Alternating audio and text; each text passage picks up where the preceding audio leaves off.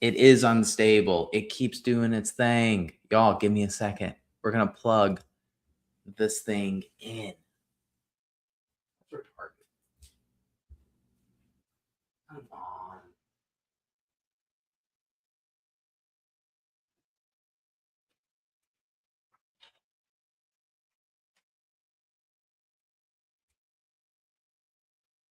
Yeah, that's no fun, guys. That's no fun. What the heck?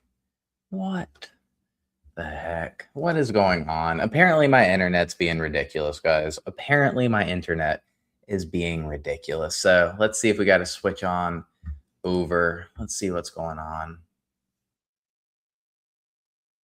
I mean, y'all, that's fast. That's super fast. So, what's up? I think we're good. I hope we're good. If we're not good, let me know. If we are good, also let me know. Let me know what's going on. It's Thursday night, Thirsty Thursday. For some, not for this guy.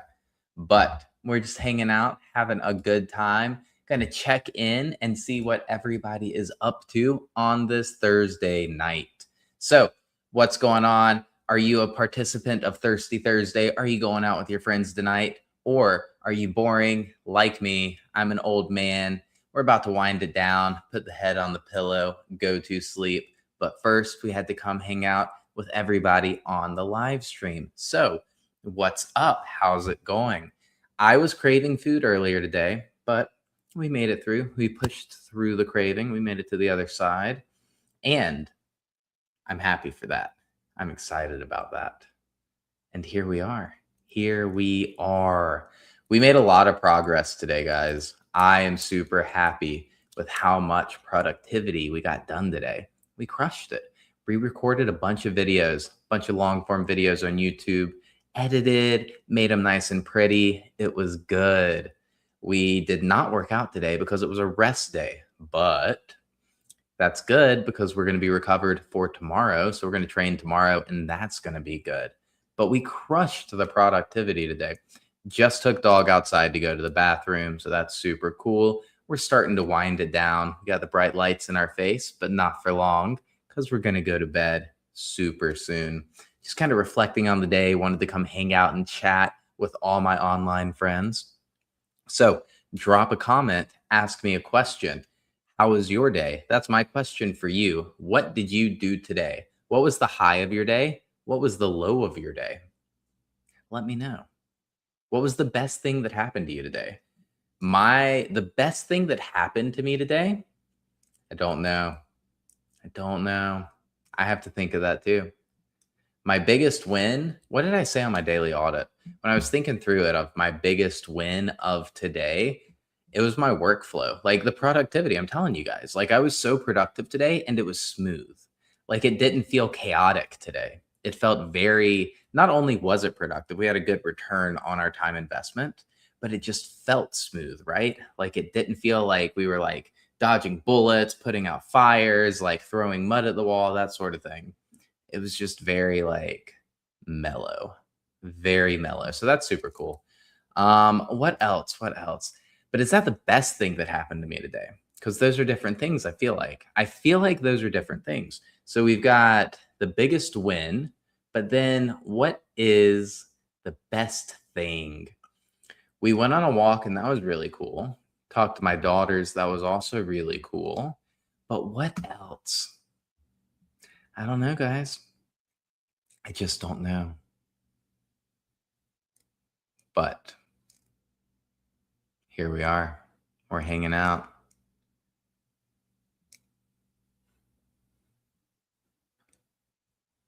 What is up? We're just hanging out. It's super mellow right now. It's a super mellow night, super chill night. It is Chill Thursday. That doesn't rhyme. It's not alliteration. It's not assonance, but it is a Chill Thursday night. What are you guys up to on your Thursday night? Me and dog, we're just hanging out, winding it down, kind of recapping our day, talking about the difference between what was the best thing that happened today and what was the biggest win from today. So my biggest win was productivity, but the best thing that happened to me today, I hadn't figured that one out yet. Trying to think like I went on a walk, enjoyed the sunshine. Apparently it rained when I took dog outside. The ground was wet, so that's the thing. Um But yeah, best thing to happen. We have made it to page 1 for a bunch of search terms on school. So I have a free school community for like weight loss, and I am now on page 1 for a bunch of weight loss terms, which is dope, super dope. We're still below the fold. Like my highest on any search term, like the best search term I found for literal like weight loss, page 1 of the search term, but row 6. And so we're below the fold because like on a regular browser, you see the first 3 rows. And so somebody has to scroll in order to see my group, which is fine, because we made it from like yesterday, the highest I could get was like page 2 or 3. And so we refined some things. We made it to page 1 for weight loss. We made it to page 1 for lose weight. We made it to page 1 for how to lose weight. And then I don't even have fat literally mentioned, not a single time in any of my descriptions. And we're on page 2 for fat loss, which is super cool. So we're making progress there, like working on making that better for sure. I made one more tweak. Well, I made 2 more tweaks. I made one tweak when it finally like, what's the word? When it finally like the spider scrolled it again. When it re-indexed, that is the word. When it re-indexed, we actually got worse.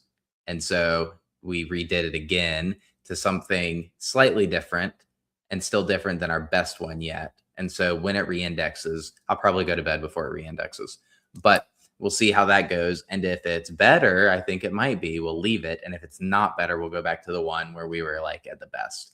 And right now, when we changed it, it like wasn't bad. We were still on page 1, but instead of like page 1, row 6, column 1, we were page 1, row 6, column 3. So we moved like a couple spots down in each. So we were still on the same page, just not as good. And so wrong direction, because we're trying to go up. We're trying to move above the fold so that when somebody on school goes to school and types in the search bar, like they don't know my community exists, they search weight loss. We're on page 1 now, but we're trying to get above the fold. So the first 3 rows, and we got to figure out the almighty algorithm. At least that algorithm seems easier to figure out than the YouTube algorithm. I'm still trying to figure out the YouTube algorithm, but we'll figure it out eventually. Eventually, it will click. Eventually, we will make progress with this YouTube algorithm. But for now, we just hang out, we have a good time, we throw mud at the wall, and we see what sticks. And occasionally, some of you guys interact, some of you guys participate. Tonight, though, Thursday night, what are you up to on a Thursday night? What time is it? For me, it's 10:30 p.m. I am in Eastern time. I'm on the west coast of Florida, but I am on the East Coast, I guess. So Eastern time. And then where's everybody else coming from? What time zone are you in? Are you in America? Are you in Europe? Or are you somewhere else? And then what are you doing on your Thursday night? Or do you have any questions? Like ask me a question. Ask Dog a question. Dog's pretty cool. I don't know that she can answer, but yeah, she's a pretty cool dog. So I'm curious, what's everybody up to?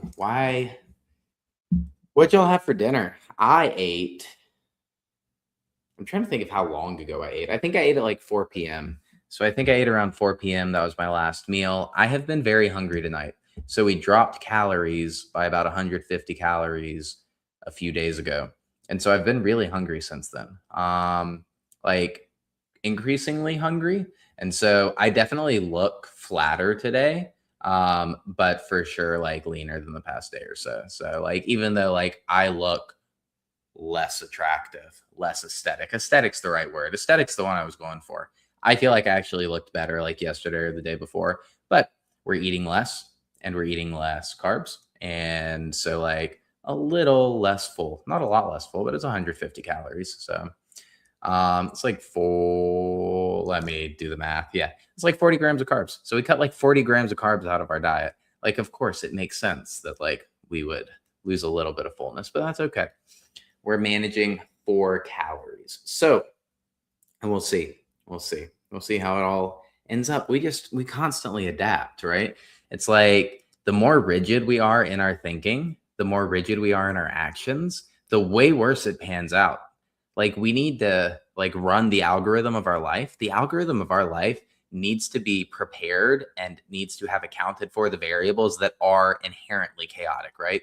Life is chaotic. So our operating system should be adapted and adaptable to chaos, to future unknown events, right? To things that we can't really predict, but we know how to navigate stressful situations.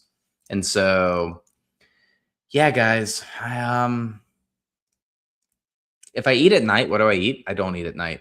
So, um, what is up? If I eat at night, what do I eat? I don't eat at night. So it's exceptionally strict and regulated, regardless of whether I am tracking my food or not. And so, like right now, the phase of life that I'm in, we are tracking food. We've been tracking food for about a little over 2 months. So since like the beginning of January, we've been tracking our food, and it's very boring. It's very repeatable. It is 2 meals a day. Even when I'm not tracking, when I eat out like 24/7. So I lost my first 75 pounds from just eating out, and there was nothing like I literally never tracked, never counted calories, never tracked macros, literally didn't even care. But the two habits that I changed, the biggest one was eating twice a day. And the habit stacked on top of that was I never snacked outside of meal times. So I didn't restrict, like I was mindful, right? Like I didn't just like stuff my face with food when I would eat food, but I was mindful. Like while I was mindful, I still didn't restrict. Like if I wanted, like if I went to Olive Garden and saw something on the menu, like Olive Garden has calories on the menu. So if I saw something that was like 2,400 calories, I still got it because I wanted it, right? Like I made rules that were easy to follow, but when followed consistently, they made sense long term, right? Because you don't go to Olive Garden like every night. But the biggest thing is not snacking. So like in the past year, I don't know that I've snacked outside. Like I haven't ingested food outside of mealtime maybe like 5 times in the past year. The most recent time was Valentine's Day weekend. I would consider that probably a binge. Consumed an astronomical amount of calories the Saturday and Sunday of that weekend. But yeah, like we don't snack because it's like a faucet, right? It's like you have a crack in your faucet. Like you didn't like turn on the faucet and turn it off. You have a crack in it. Or have you ever tried to like cut a water pipe? Like like a 2-inch water pipe has insane amounts of pressure. Or have you ever seen somebody bust like a 12-inch water pipe? Like it's enough to like blow the road up, right? And so think about like that, right? Like that's how much pressure exists inside of me with food noise. And so we just don't crack it, right? Like yeah. Yeah. That's how I rock and roll. That's how I have found the most success. And that's how I was able to be consistent, right?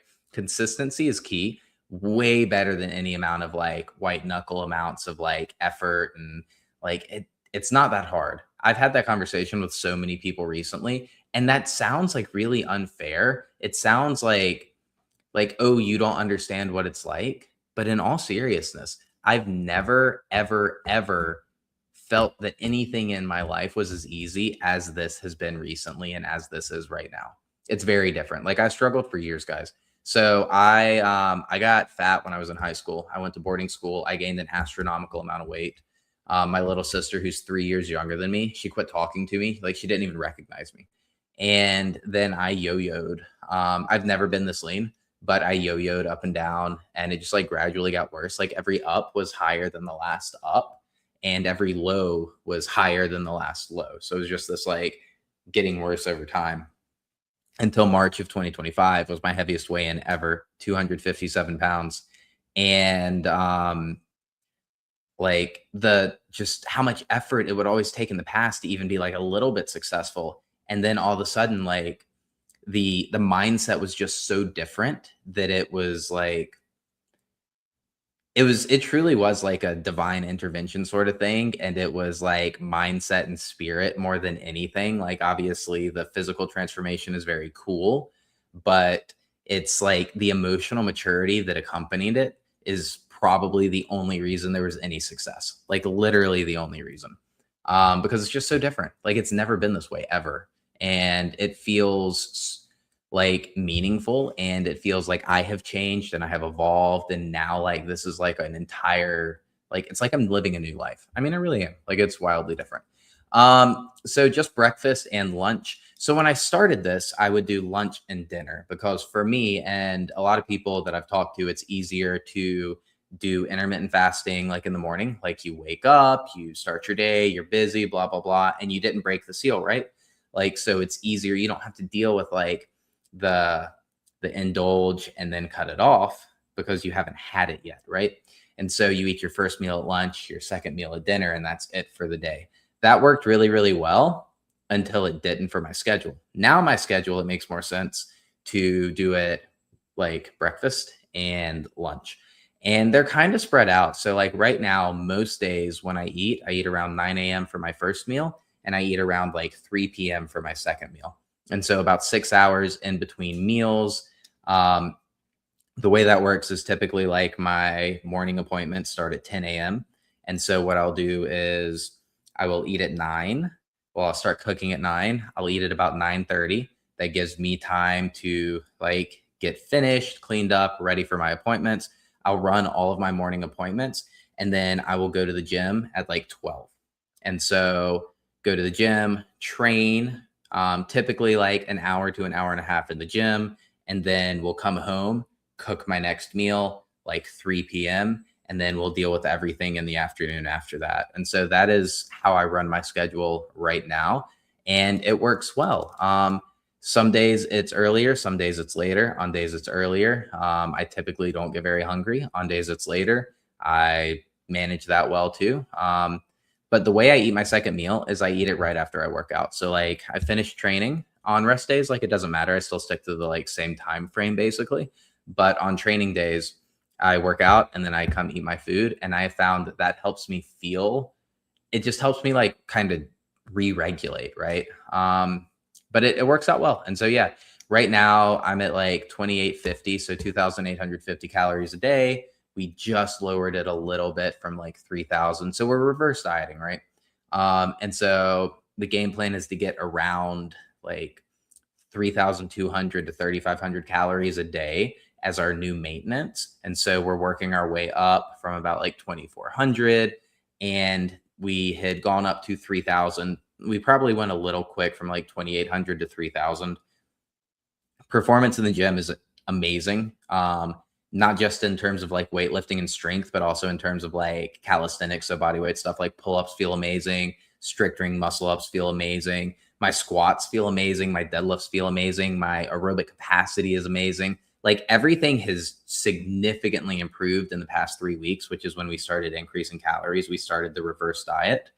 However, I think I took that a little too like overzealously. And so I just bumped from 28 to 3,000 too fast, not like in a crazy way. And we adapted like pretty quick because again, we've gotten much better at reading the data. We've gotten much better at just being flexible and kind of just going with the flow, kind of going with the current, making sure that we're still moving towards our goal, but also making sure that like, again, like it's not going to kill us to be flexible and make last minute changes. And so that's what we did. And so we lowered calories a little bit, but we're just vibing. So it's working out.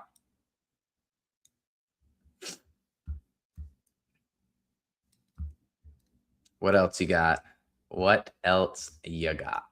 Do you eat certain types of food, meat, dairy, carbs during your meals, or just focus on calories? So, to backtrack it a little bit, personally, and as a coach, I hate tracking. I hate it. I think it is probably like, I don't even know. I just don't have words for it because it's not sustainable long term. And what I mean by that is like there's so many people that are just like they're just so meticulous with their phone and like sure whatever dude, do what you want. But like do you always want to be the weirdo with your like friend group that's tracking calories and macros at meals? Like that's a little ridiculous. And then it also like borderlines this whole concept of like disordered eating, right? Like obviously I'm not a doctor, I'm not a clinician. I can't sit here and say somebody has an eating disorder, but it definitely borderlines the behavior that is disordered eating, right? like to just be so obsessed with the quantity of the food versus the experience of the food, the quality of the food, right? Like, let's go back to the roots. Like, let's touch grass. Let's enjoy the food for what it is, for the nutrients it's giving us, for what it's doing for me, and for the social like aspect of eating the food. Like, as humans, we are social creatures and we often eat together, whether it be with friends, family, whatever the case may be. And so I'm pretty against tracking as a long term tool. And also, people get burnt out, right? We have to be conscious of cognitive load. And if too much energy is going into tracking, that means it's not from like going into something else. And when that something else starts to suffer, like health and nutrition is going to suffer too. They're going to just get like the F-its, the fuck its, and be like, I'm not doing it anymore. And so, tracking. Do I eat certain types of foods, meat, dairy, carbs during your meals, or just focus on calories? What I am eating specifically right now is the same almost every day. I will vary vegetables, but then everything else is the same. And for me, cognitive load is super important. So I keep effort very low. Everything is pre-packaged. And today, start to finish, I've been live streaming all of my meals, and I live streamed for 17 minutes. I cut the live stream on before I even cut the stove on. And then I cut the live stream off after I've placed my food on the table. And so it's a very quick cooking time, very quick process. So everything's pretty much like frozen, prepackaged. I'm eating on a daily basis. So between both meals, I'm eating 2 beef patties, 1 turkey patty, 1 salmon patty, 6 eggs, 3 cups of jasmine rice, 1 bag of frozen vegetables, 4 cups of Greek yogurt, and 2 cups of mixed berries. And then I will use banana peppers and the juice. I will use like yellow mustard. I will use Frank's hot sauce. And then I will use a bunch of spices like turmeric, cumin, black pepper, cinnamon, um, nutmeg, cayenne pepper, and all sorts of things like that. Italian seasoning to flavor the food. And based on how I feel in the moment, I will use like varying amounts of each, right? Because they're pretty strong flavors. And so if you use like a ton of cumin and nutmeg, it's gonna have like a very dark flavor. Versus if we use like a lot of turmeric and cayenne pepper, it's gonna have more of like a light flavor. Still like equally as strong, just like very different flavor profiles. And so that is pretty much that's like you split that even down the middle. I do 2 cups of the jasmine rice at like my first meal and only 1 at my second meal. And then I don't do vegetables at my first meal and only at my second meal. But it's like, I think it's like 5 servings of vegetables in the bag. Like typically it's like 3.5 to like 5 servings of vegetables in that. But I don't avoid food for the sake of avoiding food. And I was actually talking to a client about that today, about the idea of like, we don't want to demonize certain foods. We don't want to demonize carbs. We don't want to demonize meat. We don't want to demonize dairy. We really need to take like, what is my goal? And let's reverse engineer to where we're at. And how do my daily actions support the journey towards that goal, right? So for instance, like I'm not eating pasta because like it's too hard to cook. Like that's kind of the only reason I'm not eating pasta right now. If somebody was like, "Hey man, I'm Italian and I got to eat pasta. I can't live without it." Cool, man. Like let's figure out your diet with pasta. Um and then like obviously I'm eating like a decent amount of vegetables and like fruit and stuff like that, and it's like volume conscious, right? One of the ways that we get signaled we're full or hungry is like the size of our stomach. It's like a mechanical tension sort of thing. And so when the bolus is full in our stomach and our stomach expands, it's a mechanical trigger for our brain to, hey man, we're full. And then as it shrinks, the mechanical trigger releases and it's like, hey man, we're hungry. And so you can be mindful of those things. So if your goal is fat loss, and you know to lose weight, to lose fat, you have to be in a calorie deficit because we can't ignore the laws of thermodynamics.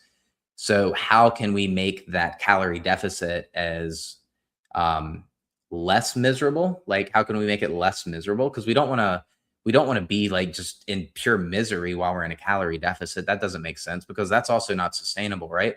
And so doing things and picking our food based on the goals is what I would say, instead of like, oh, I'm going to avoid this. So I don't avoid like meat or dairy or pretty much anything. And then right now, I have actually been exceptionally strict, no days off. But for the first 6 weeks that I was tracking, I took Sunday off every week. And so while again, I didn't like eat to my heart's content, um, I did not track on those Sundays. I did not drink alcohol. However, when I would go out to brunch, lunch, dinner, I would order whatever I wanted on the menu without restriction. So, like, we've been going to a restaurant in Fort Lauderdale, Casablanca, and it is delicious. And I've been getting like soup, salad, meal every time I've gone. And so it's things um, like long-term compliance, sustainability, repeatability. It really is simple. But you got to figure out like what works for you and why it works, or like how it works. The why isn't as important, but like the mechanism of action is meaningful. So, ooh, did I answer that question? But I will give you an example. So I was talking to a member of my group today. So I run a community on school focused on like weight loss, health, gym, stuff like that. And I had a member talking about how like macros confuse them. And I was like, cool. Like they obviously gave me more context than that. And I was like, cool. Like I don't actually think we should start with macros with you. I think that we should make a list of foods we like and don't like and kind of create these like skeleton templates of like, cool, let's eat a little bit of this and a little bit of this and a little bit of this at like every meal, and have a really rough idea of how many calories we're shooting for, but not have him track that.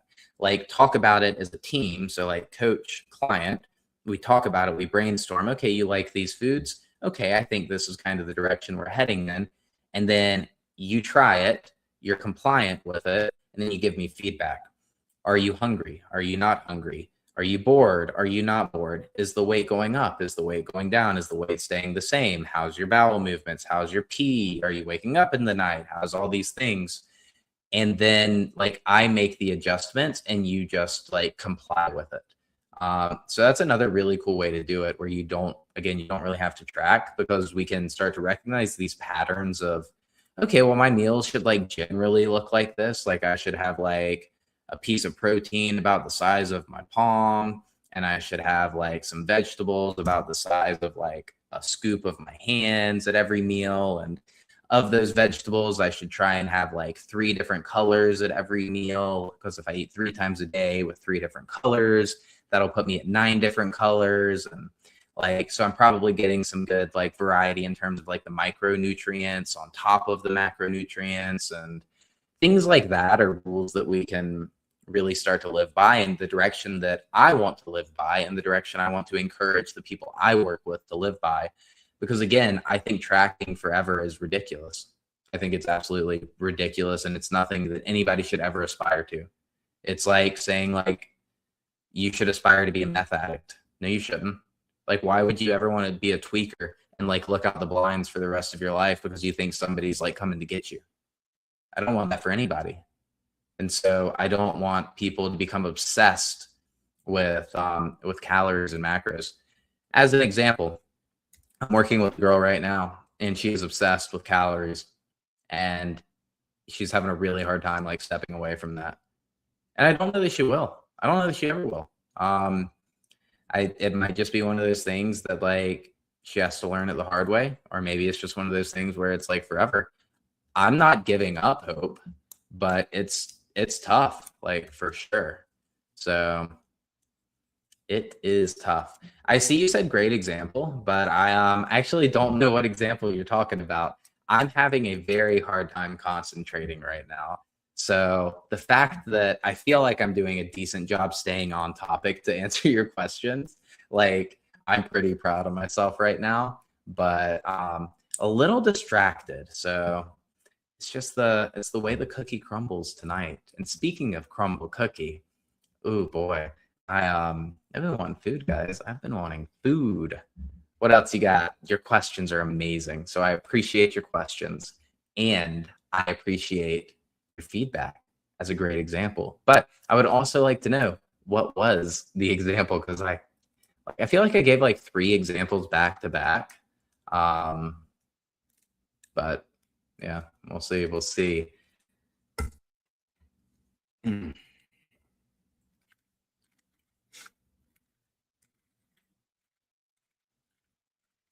What is up? What is up? Ask me anything. We've been talking about nutrition and diet and my 2 cents on all of that. And yeah, we're just vibing. I think that's like my go-to. You said no one wants to be a tweaker. Yeah, yeah, I wouldn't wish that on anybody. Like just the obsession that like somebody's gonna constantly come and get me, so I have to like always look out the windows of like, oh, somebody they're gonna come get me. Like that's the thing. It's like I was actually there, like not a tweaker, like with the calories thing. So back to the calories. Um, for a very, very long time, I like was very aware of how nutrition worked and it made me not even want to try. I was like, if this is how I have to live the rest of my life, I don't want to be healthy. I want to be fat because at least if I'm fat and I accept that and I'm just, I don't care about how I like look, then I don't have to care about calories and I don't have to be conscious of them as I eat them. So I thought that I was doomed for the rest of my life to be obsessed with calories. And that's like, it's one of those things of like, that's why I'm kind of like passionate about that direction. If it works, it works. And it's a tool. Like, I totally get it. It's a tool. Again, I'm tracking right now. It's a tool. It's a tool for the season of life. It can be a tool to teach you something. It can be a tool for whatever, right? It's just a tool. But we should aim to be able to do it without the tool. We should aim. It's like training wheels.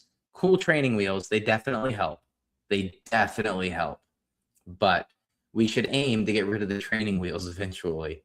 That way we can go back to actually enjoying life and just not have to put that much effort into food outside of eating it and enjoying it for what it's doing for us.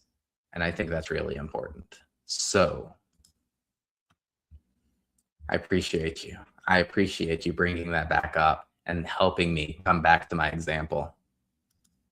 Yeah, so with that one, if so for me, the bigger the meal, the longer I can go between meals, which is like very intuitive. It makes a lot of sense, right? But it's almost disproportionate in how it affects me. I can eat the exact same amount of calories, but if I spread those calories out evenly across 5 meals, so let's say that I'm eating 3,000 calories, very simple. If I do 2 meals, 1,500 per meal. Cool. If I do 5 meals, that's 600 per meal. And that would be way, way, way harder for me because I've done it. And all I do is think about food all the time. I'm like chronically hungry almost all the time. I never feel full. I certainly never feel like distended, like, oh man, I can't eat anymore. And I think that's the thing. When I eat a meal that's like 1,500 calories, like tonight, my meal tonight, I was like, man, like I'm full, right? And I'm still hungry right now. Like I've told y'all guys, I've been hungry all night, but like I ate my 1,500 calories and I was like, goodness gracious, like I'm super full, guys. And so, um, if you're having a hard time with not snacking between meals, it would probably be a good indicator that something is not perfect in those meals. So maybe they're too calorie dense, like it's the right amount of calories, but it's not enough volume, right? Like that mechanical tension in the stomach or the speed of the gastric dump.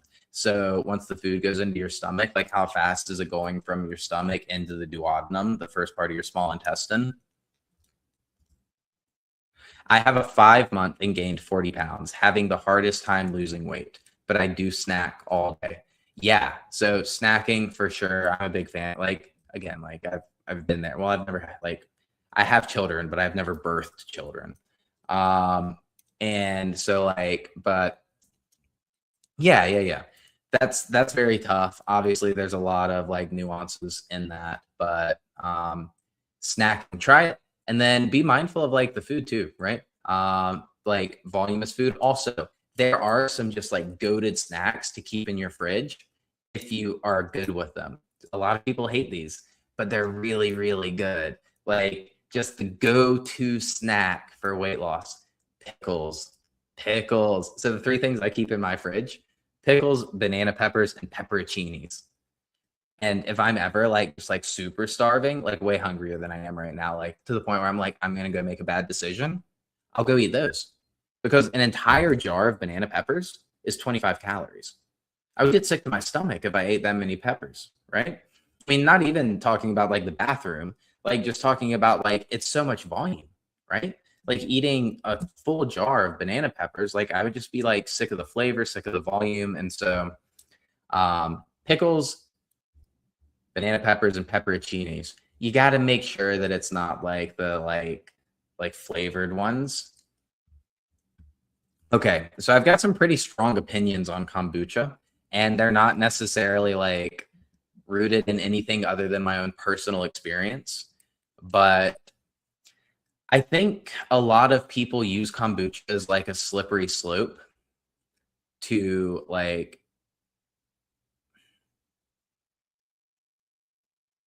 I personally stay away from it. I know it's fermented, and fermented is fantastic. I'm a big fan of cultured and fermented foods. However, I think that there's some like what's the word? Transference. Again, I'm not a clinician, but I think that there's like some projection or transference of like addictive behaviors that is why so many people like get addicted to kombucha. And for instance, like if you down a kombucha and like blow a breathalyzer, you're above the legal limit in the US. Like it's like super straightforward. It doesn't last very long and you definitely like don't feel tipsy or buzzed, but like anyway, so there's that. And then so I just stay away from it. Like I drink alcohol. I have alcohol in my kitchen. Like I'm not like anti-alcohol. I'm not averse to alcohol. I just again, it just feels like a slippery slope, and I try to stay away from slippery slopes. Like if I'm going to drink, I'm going to drink. If I'm not going to drink, I'm not going to drink. And like why would I want a gray area on that? So that's that. Smoothies, it really is like it's up to you. However, oftentimes for me, smoothies are not super voluminous.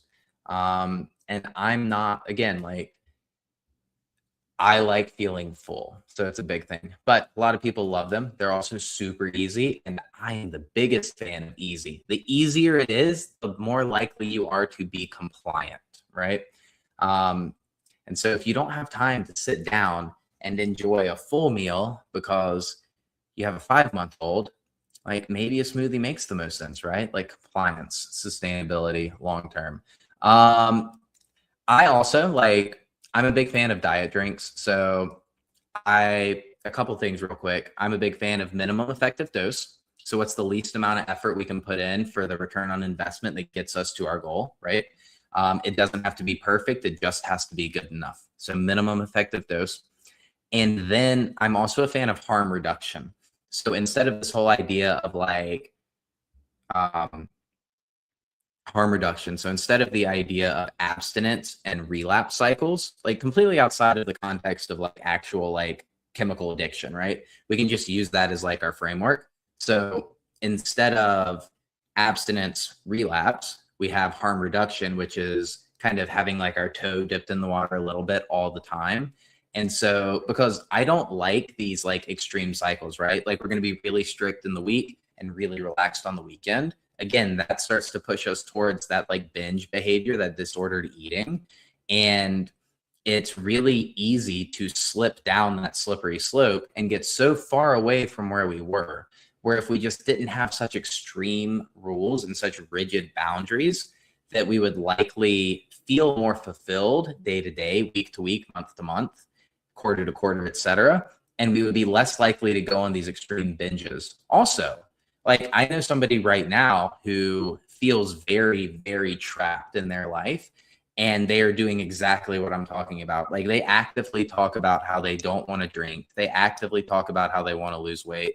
They actively talk about all these goals. And yet because they feel so trapped, like they're like trying to break free and they're kind of like going wild. It's almost like manic behavior, right? Like there's things like that to be mindful of. And so the idea of harm reduction when it comes to diet drinks, right?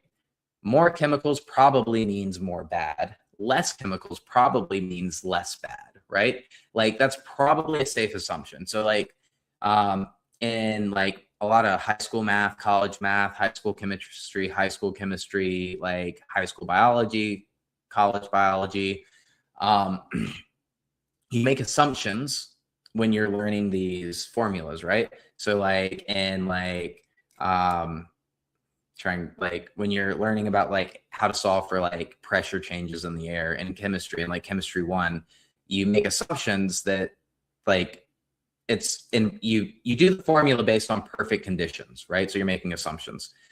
This is an assumption we can like make about nutrition. We don't know it for sure, but like probably more chemicals is more bad, less chemicals is less bad, right? Probably a pretty safe assumption.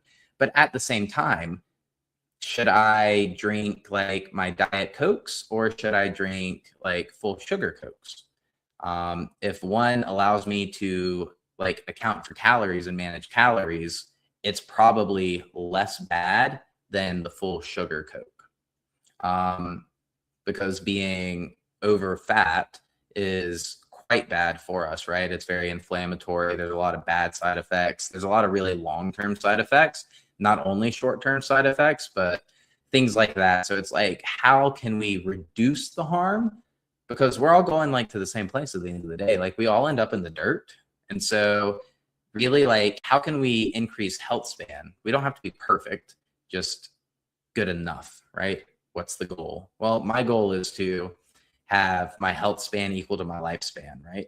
I want to be like fully, and this is a lot of people's dreams, a lot of people's hopes, to be fully functional and cognizant and in charge of their own faculties until they are in the dirt, right? They don't want to be bound to a bed, bound to a wheelchair, having somebody to take care of them 24/7. And so a lot of the things that we're seeing today is likely going to be very bad in the future. And people are just like building out these fantasies around where they're at to justify the behavior. And so, how can we reduce the harm? We don't have to be perfect, man. So that was a tangent. And that was like some like word vomit. That was like, I have some pretty strong opinions on certain things. And I don't know like how free to be with those opinions on live streams, you know? People like authenticity, but at the same time, like some of these opinions are like just my own opinions, like they're wackadoodle poodle. So we got to be mindful of that, right? What else you got? And did that answer the question? What about drinks? Were we talking about like, well, I'll tell you what else I do. On those Sundays that I go out with my friends, I know that it's very hard to hit high protein when you eat out. No matter how hard you try, it's very hard, very hard. And so, especially if you're eating like meals, you could always be like, hey, chef, can I have a chicken breast boiled in water? Of course, you can do that anywhere you go. But that's not like on the menu. And like, why would I go out and eat food if I'm going to ask for a boiled chicken breast? And so, in that, I will go to like Target and buy protein shakes, like pre-mixed, pre-contained protein shakes. That way I know I'm hitting my protein goal, because right now in this phase, we lost a lot of muscle mass in the last year, like a lot. And that's okay. We lost a lot of weight. Like I'm not complaining, and I'm stronger than I've ever been. So like things are working well. But I really do want to build back muscle mass right now. And I really want to optimize for strength in that building of muscle mass, because I want to increase my metabolism and I want to increase my strength numbers, like my performance at the gym. And so I am being exceptionally mindful of my protein intake. But interesting, even when I do that on those Sundays, I still don't track my calories. I'm just like, cool, man. So I end up buying like 2 of the big ones and 1 of the small ones. And I will just make sure that I eat it at some point in my day at one of my meals. And it doesn't like, I won't even take it to the restaurant, But like if we just happen to like I go to the beach, I hang out, like it's the whole thing, right? And then if I happen to like go to a meal, I'll just like step away and go to the car and like drink them. Or like, yeah. So just things like that. Things like that. What else? What else we got?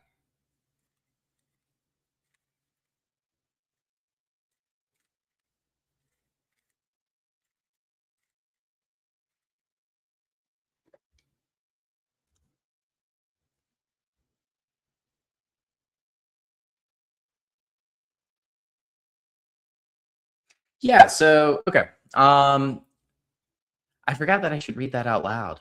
I'm really new to this. Like, I don't know. Yeah. So I'm gonna read it out loud. So for a woof, I gotta get better at reading these two. It's rough. So bear with me. I appreciate your patience. So the for an everyday thing, focus should be protein first, veggies, then carbs, anti-inflammatory spices. Sounds like they are a good choice, water and tea. First thing I would focus on if so okay. It also like it's how you look at it, right? Like the nuances, like take it with a grain of salt. Even though, like I said, I'm anti-tracking, we still have to live by the thermodynamics thing, right? So, um, in terms of cognitive load and doing the least for the most, calories matter more than anything. You could eat a diet full of carbs and you would be fine, right? Like there's nuances to that. It's not like that's oversimplified. Like again, take it with a grain of salt. As long as you're accounting for calories, you're not going to store fat because fat is stored energy for a potential future without food, right? Your brain was optimized for that environment. We don't have food everywhere. We didn't have grocery stores. We didn't have long-term storage. We didn't have preservatives, refrigerators, electricity. And there's just a different, like, it was just a different time, right? And I mean, like, a way, like, not in recent time, like, way long time ago. And so our brain is optimized for preparing for a potential future where there is no food to ingest. And that is why we store fat, right? So fat is energy storage for that future. And as long as you are making sure that you're eating less or equal to than what you are burning, you will not store fat. So calories are king, right? Calories more than anything. Then the order you said is pretty good.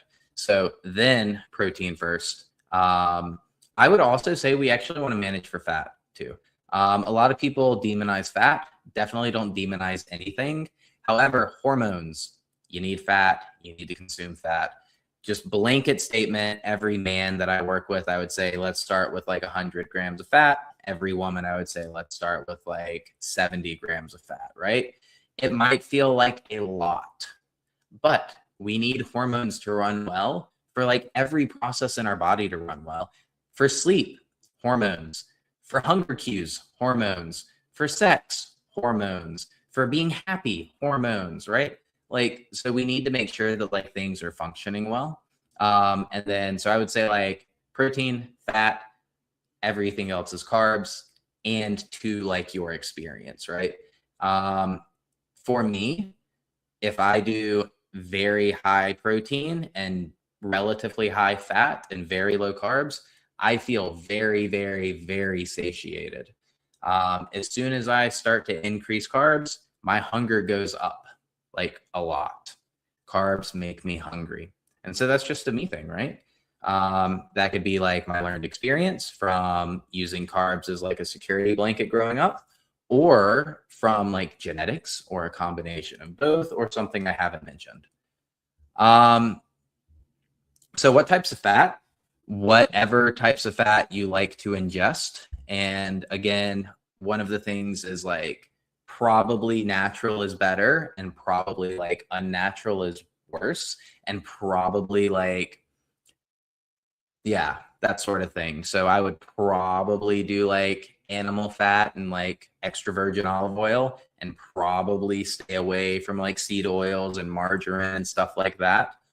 But again, everything within reason, and calories are king. So if we're accounting for calories, then the type is far less important. Doesn't mean we shouldn't pay attention to, and it doesn't mean it's something we shouldn't strive for. But calories are going to be the biggest Like your energy, your body storing fat is the biggest indicator of those health markers, right? And yeah. Yes. What else? You got all the good questions. You're a rock star. You're crushing it tonight.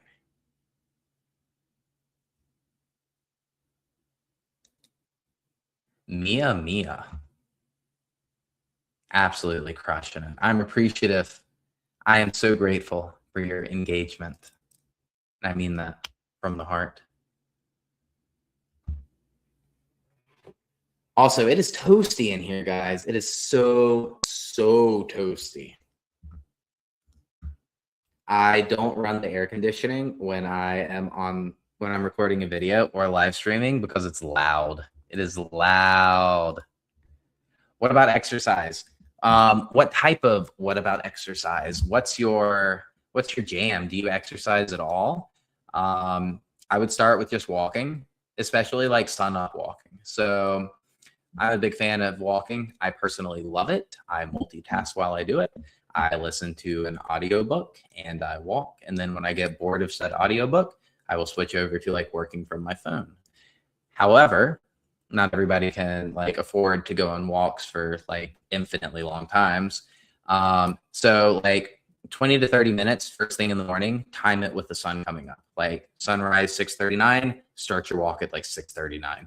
And then do 20 to 30 minutes. What that's going to do is it's going to allow you to get the like light exposure and the red light and minimize the UV so that we like don't get all the bad, right? And expose as much skin as possible.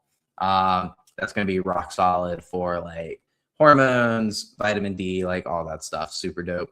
And then also we're getting steps in, right? Then on top of that, I would say strength train like 2 to 3 times a week. And what a lot of people don't believe, or they're super shocked, is for the entire past year, I only worked out 3 times a week at the most. A lot of times I worked out less than 3 times a week because I like to travel. I like to go do things, right?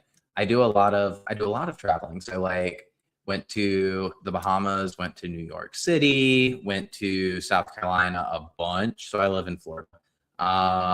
Where else? I went to California to Disneyland twice. I went to I'm in Florida, but I don't live next to Disney World either. So I've been to Disney World a bunch, been to Universal a bunch. I just like, I travel a lot. I like traveling. And so I prioritize my personal life over I prioritize the things I enjoy over exercise, even though I enjoy exercise, right? I love working out. Like with how much I work out, like it would be ridiculous to say I don't love it.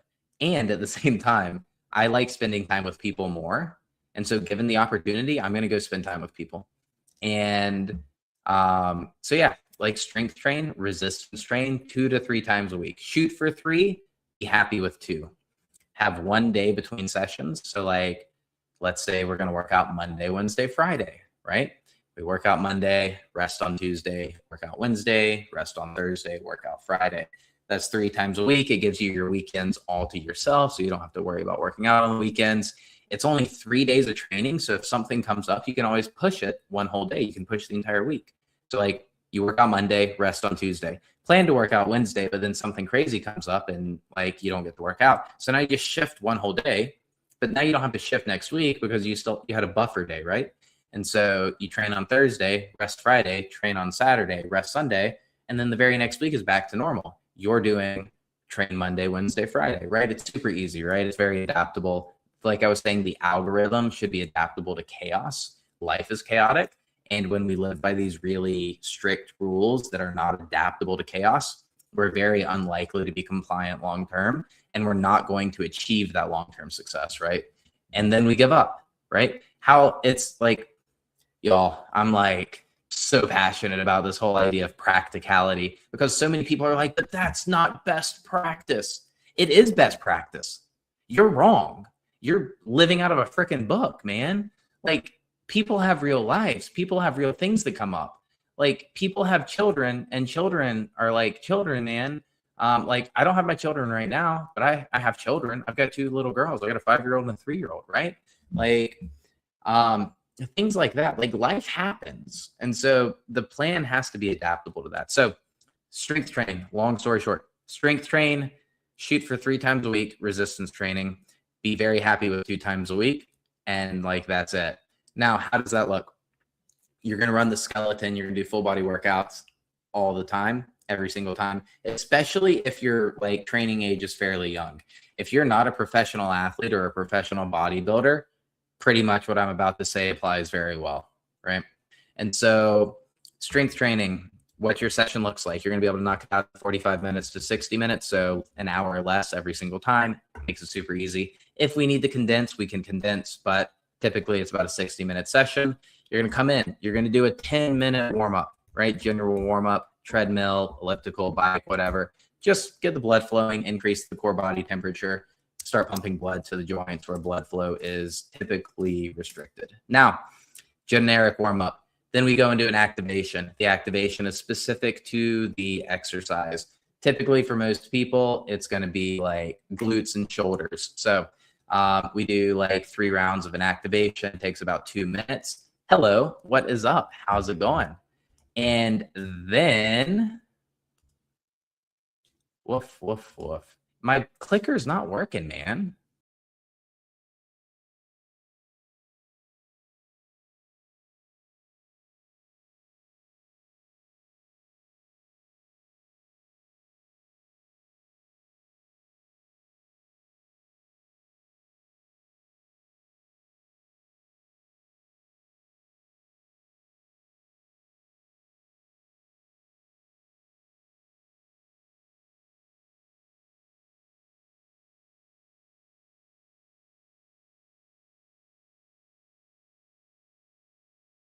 Internet, man, it's killing me. It's killing the vibes.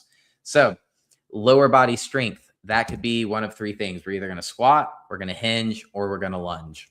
We're going to do one on each day. So, if we squat Monday, we hinge on Wednesday, we lunge on Friday. Super simple, right? We're going to do 3 sets of like 5 to 8 reps. Just super simple, progressively overload week to week. And then after lower body strength, you're going to do upper body strength. So you're going to do a pulling movement and a pushing movement. Simplest example, pull up, push up. A lot of people can't do pull up. A lot of people can't do push up. We can alternate for anything. We can do anything horizontal, anything vertical. We could do TRX rows. We could do like dumbbell bench press. We could do overhead press. We could do literally anything. It's just we're oversimplifying for the sake of the algorithm, right? Upper body push, upper body pull. Then we're going to go into accessory work. Accessory work consists of 4 things. Accessory work consists of core. So think of like midline stabilization on the front, midline stabilization on the back. Shoulders. Most people have really poor shoulder health. So it's super important that we focus on that external rotation. So external rotation is this. External rotation is this, right? So shoulder health, thinking range of motion with that external rotation. And breathing. So those are the 3 generic. Breathing is just lungs. We want to make sure that we elevate the heart rate in a meaningful way to where we get out of breath, right? And then the 4th conditional one is based on you, and it's where you have imbalances, right? And so do you have hip mobility? Do you have ankle mobility issues? Do you have shoulder mobility issues? And then we kind of double down on that, right? And so that is the skeleton of your full body workouts. Generic warm up, activation, lower body strength, upper body strength, accessory. And that's your 45 to 60-minute workout. And you run that play pretty much forever and ever. And you run mesocycles. So like 4 to 6 weeks at a time, you're going to repeat your weeks. So Monday is going to look the same for 6 weeks in a row. Wednesday is going to look the same for 6 weeks in a row. Friday is going to look the same for 6 weeks in a row. Next mesocycle, you switch it up. You still follow the skeleton, but that way you keep progressing. That's how you run a very simple program design that checks all of the boxes. Cool. Okay. Hello. What is happening? How's it going? It's just pictures up. Yeah. Yeah, man. The internet sucks.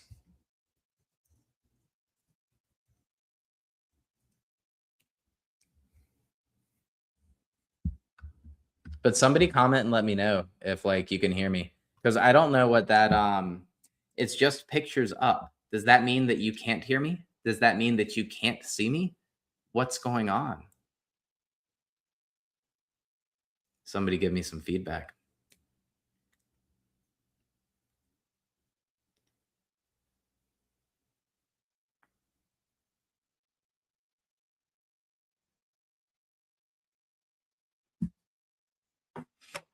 I need some feedback.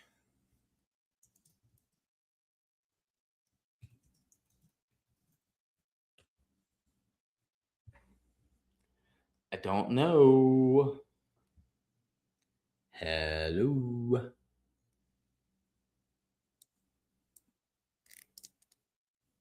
The internet, guys. It's a bummer. It's a real bummer. And the thing is, like, do I keep talking?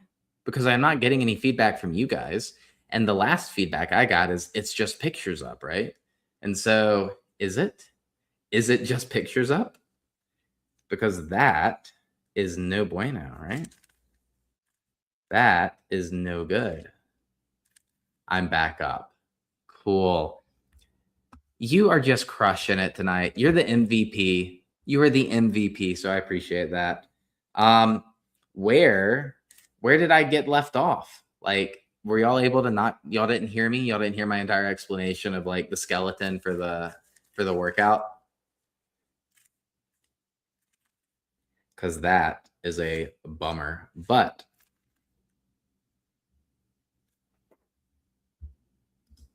hello, hello. So I lost the weight in it's been less than a year actually.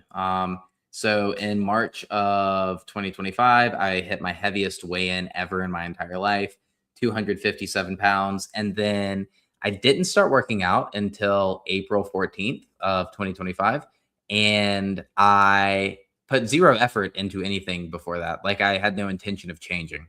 I had completely given up hope. I was drinking every day, like just a miserable human being. I was very grumpy, very mean, hated my life, all that, like just, stereotypical stuff.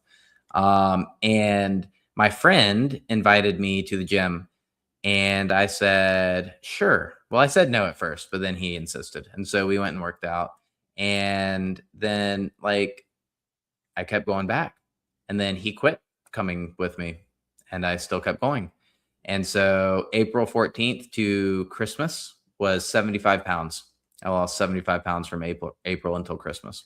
Um, and then we lost about 10 more pounds. And then we've been body recomping, doing some like main gaining since then. So we're back up about 10 pounds and we've settled into our current weight and we've just been rocking and rolling. So that is where we're at. That is how we rock and roll. But yeah, so that's the journey. And it was in spite of everything. Guys, I don't know if you guys did I do any cleansing or detox? Losing weight. Losing weight is the detox or the cleanse, but no, nothing like specific. Um, Congratulations. I just hit my all-time high weight and I'm just now starting a diet and exercise regimen. That's super dope. Not the like hitting your high weight, but starting the exercise and diet regimen. What are I've got a few questions for you. How long has it taken you to get to this point? What caused you to start a diet and exercise plan? And where did you find one? Was it YouTube University? Was it a friend? Was it like a personal trainer? Like tell me all about it. All the details. Don't leave a single detail out.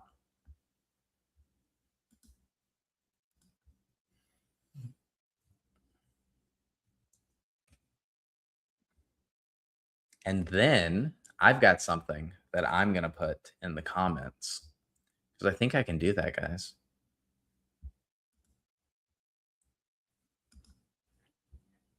Right?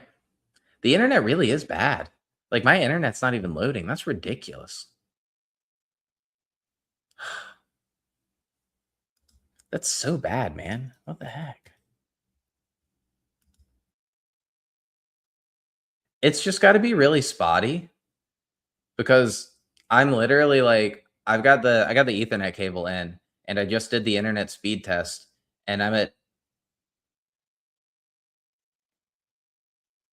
909 megabits per second. So basically almost 1 gig, like about as efficient as you can fricking get. And then that's download, and then upload's 893, which is also really fricking good. I've never ever lived anywhere that had that high of an upload speed. And for some reason, we can't even get on the fricking internet. I don't even know what's going on. It's gotta be dropping. Like it's just gotta be going in and out, which is really dumb and super inconvenient. And again, I apologize. I am so sorry.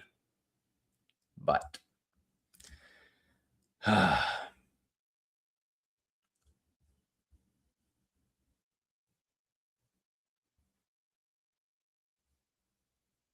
yeah, so medic dog, silly dog. She's hot too, and probably dehydrated. But I put this weight on recently over the past 6 months. Unfortunately, I put on about 85 pounds. It was mostly due to medications I was told to take, which rapidly increased weight gain. And also, you're leaving me on the edge of my seat. And also what?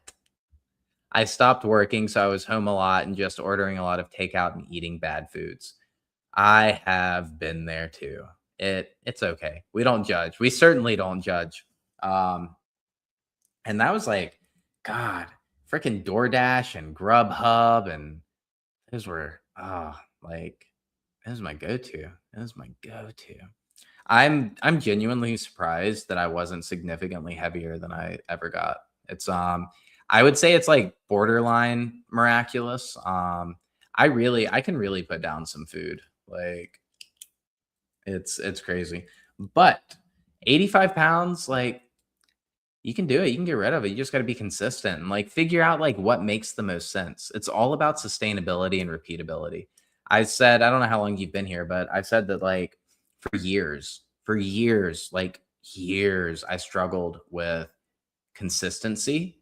And so I would yo-yo a lot. I'd lose it, gain it, lose it, gain it, lose it, gain it. And I was never able to achieve the success that I actually achieved this time. And I tried harder. Like it was way harder for me to achieve less success. And now it's just like it's part of like my being. It's like my spirit animal. We just vibe. Like I was talking to a friend the other day and they were like, "You're so much more mature than when I met you." And I met this person like pretty recently. And I was like, yeah, I've changed a lot, like even since having met them, which is cool. My life like turned upside down. So for those of you that don't know, in September of 2024, I was fired.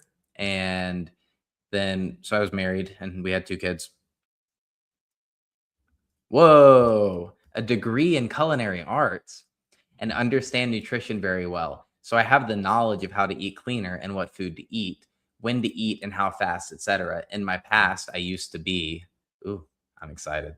So I would say to that, I had the know-how too, and I think that made it worse because I judged myself so much, like literally so much. There was so much like guilt and shame, and there was so much self judgment and self loathing, right? Like I was just like, I was mean to myself. I was really mean to myself. And so that's hard. That's a hard place to be. Be careful of that. Like I know you know your stuff. I get that. But be careful of like the trickiness in that. Like that is tough. And I used to be a kickboxer and I would also do immense amounts of cardio. So I know how to exercise as well. Yeah. Yeah. I feel like I'm telling you, the guilt and the shame around that, that's the tricky part. I I don't know. For me, I hated that. So, but if this is the second time in my life I've been really heavy. First time I was just like you said you were. I was depressed, mean, grouchy, and drinking every day. Yes, yes, I was depressed, mean, grouchy, and drinking every day. Absolutely. And yeah, so what happened was I got fired in September of 2024. And then we sold our house. So I was married with 2 kids. We sold our house and we moved to Florida. And then we had a rental house and we ran out of money and we couldn't afford the house and lost custody of the kids. My wife left me, and then I bounced between like hotels, motels, couches, and my truck. And I never thought I would see the day where I slept in a car. And I did. And I have many a times. And it's not been my favorite thing in the world. And now you can see we're obviously housed.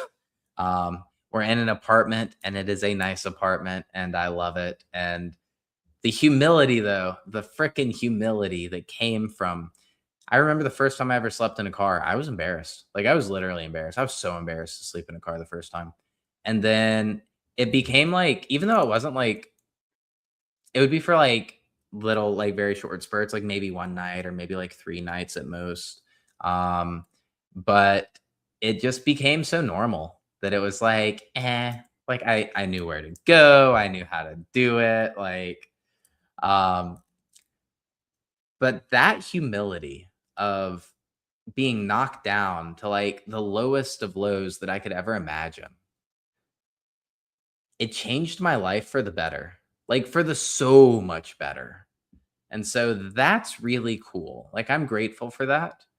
And I would have never, ever, ever thought prior that I would be like, yeah, man, I'm glad that I got homeless for a little bit. I'm glad that I had to sleep in the car. And like, like obviously I wasn't like homeless is a strong word. Like, though I had no home and definitely slept in the car because I had no home, um, like, I still had a gym membership. I still, like, had place to, like, do my laundry, whether it be, like, a laundromat or, like, a friend's washing machine, um so I would use that word sparingly in describing my housing situation.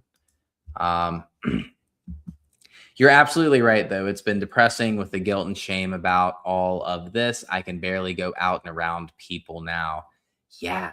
Yeah, dude, it's a wild ride. It's a wild ride. So, I hope you stick to it. I hope you make some progress. Early wins are important too. Again, like you probably know this, but I'm a huge fan of stacking early wins. If we can engineer really small wins, like, hey, tonight I'm going to go to bed before midnight. Small win. Pat myself on the back, give myself a big old high five for that, right? Something like that. Just something silly, but it makes you feel better and it makes you way more likely to be compliant on the next one. So that when my alarm goes off at 7, I don't hit snooze. Or when I don't want to shave in the morning, I still shave, right? Like the small wins. Because I hate shaving. I hate shaving. I hate facial hair too, but I hate shaving. And so, like, stacking wins. Yep. Stacking wins and the environmental thing too, right? So super important. Um, wow, brother, that's some painful stuff. Separating from someone with kids involved, that can take a serious toll on the heart and soul. Yes, it can. Yes, it can. Honestly, sleeping in your car and struggling is an example of rapid life skill gains. You gain so much knowledge from the experience and the pain, and it happens in such a short period of time. Yeah. Yeah. So I was like, when I tell the story, I'm like, well, I really had two choices. I could like give up, lights out, or like not give up. Those were kind of the two paths. And obviously, like, we're here. And so I chose not to give up.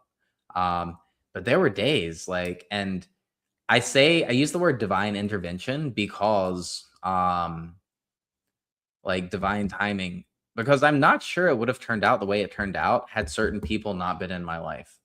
I had a really good mentor that was able to give me a lot of guidance in this, and really help teach me the skill of like emotional regulation. Again, I was a jerk and I was grumpy and I definitely was emotionally dysregulated like all the time.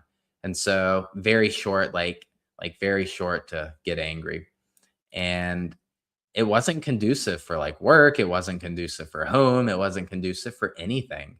And I was just always so like judgy and mean and anxious and just all these really negative things. And um, having somebody who is very skillful at the practical side of things and um, yeah, it was super cool. It was super cool to have somebody be able to like guide me through that. So very grateful for that. Um, but yeah, it's tough and like super, super quick skill acquisition. It's like, cool, man. I don't know if I can afford groceries next week. Better figure it out. Cool, man. I might run out of gas. Better figure it out. Like, um, yeah. Or here's a weird one. Cool, man. So I need to be like well rested for my job tomorrow, but I can't afford to like run gas all night in my truck. But if I don't, it'll be too hot because I live in South Florida. And like, it's a weird dynamic, right? Like, it's weird choices. Like, how do you prioritize that? I think those people you met were probably pivotal and extremely helpful, but I personally believe that unless someone is with you every second, then the credit is owed to yourself because you're always leaving us on the edge of our seats, managing all that time on your own. Yeah, maybe a little bit. Like, of course, ultimately the success or the fail point was up to me, right? Like I was the keystone to the arch. However, um, definitely like helped me in the right direction, right?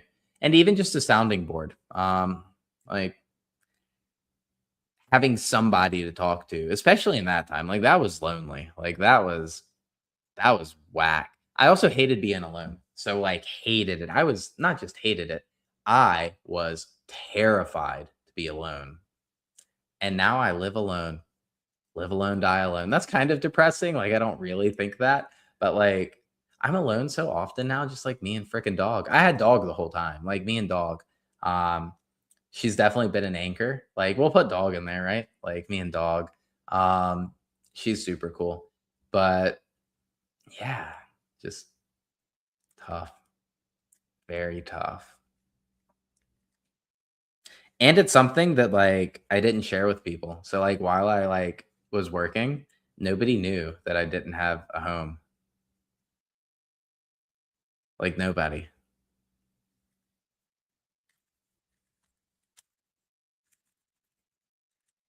I don't know I don't know if they know now. Like, I know they don't watch my YouTube, but I messed up the Rubik's Cube, guys.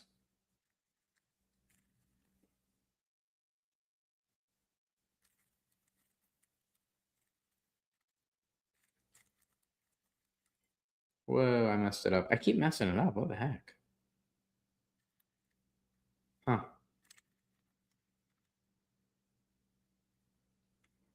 Yeah, I don't think I like these, like, mellow feels, man. I don't think I wasn't I wasn't built for this. The the mellow live streams, the depressing live streams, right? Like, definitely not. But we solved the cube. We finally quit making that same mistake. We made the same mistake like twice. I don't even know what was going on. But we do have to go to bed. So if you got any questions or comments, get them out now because we got to work out tomorrow. We got to get well rested. It's late. It is 11:40 p.m. We're Eastern time.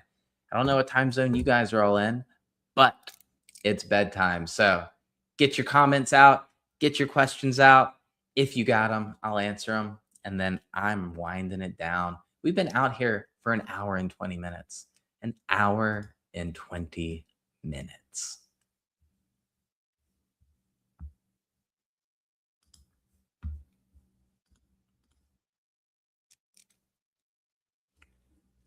No need to share it with anyone because most people won't understand it. I'm not saying keep it a secret that you are homeless, but some people attach a stigma. Ink, they hear homeless. Yeah, for sure, people attach a stigma, but that's definitely why I didn't share it for like obviously like a very long time. But I am in this like right now. I'm trying to like grow into this like authentic person, right? With conviction. And so that's like the next era of my evolution, I think. I could be wrong, but figuring out the right dosage of authenticity and conviction and things, right? So it's where we're at in life. It's what we're practicing. We're practicing the skill of putting ourselves out there and That's going to be a wrap. So I appreciate it. I will be back tomorrow morning for the daily audit. We do it every morning. It's a journal prompt, just 4 quick questions, and then live streaming all of my meals. The meals, guys. I like live streaming my meals. I feel like that's way more entertaining than sitting right here, but it is what it is, right? With that said, you're an extremely impressive human being. Thank you for sharing so much. I've only been on here for maybe 10 minutes, and I know, edge of the seat. Thanks for all the info. I will definitely incorporate all of the small changes. Glad I came across your live. Have a good night. Guys, I am here every night. Come across it again. Follow the channel. Help support me. That's all I need from you. It's super simple. But the best bang for your buck is free. The community link right there. I run a school community on the school platform. It's a free weight loss group. It's super, super dope. I'm in there all day, every day. All of my one-on-one clients are in there too, which is why I'm in there, because people are paying me. You just don't have to pay me. It's totally free, group calls, all that stuff. It is available in there. So check it out if that's something you're interested in. I think it's super helpful. I want to help as many people as possible because here's the thing. I know, I know, I know that I'm not the only one who has ever lost hope, right? Like, I want to be the beacon of hope at the end of their tunnel, so to speak, right? Um, I want to potentially like inspire somebody, be able to share information with them of like, here's where I was. I've been there before, buddy. Like, I've been there before. And I'm like making light of it a little bit right now, but I really do like it sucked. The last year really sucked. It had some really, really crappy pain points. And so I don't want other people to have to go through that or sit in that as long. And so that's what I want to do with my life. That is what I want to do. That's the path we're on right now. Oh, I got to read your two back to back. And it's clear that you're quite talented, strong, intelligent, and kind. Best of luck, my man. Good night. I appreciate it. I appreciate the words of encouragement. I appreciate the support. I appreciate the engagement. And I am going to bed. Good night.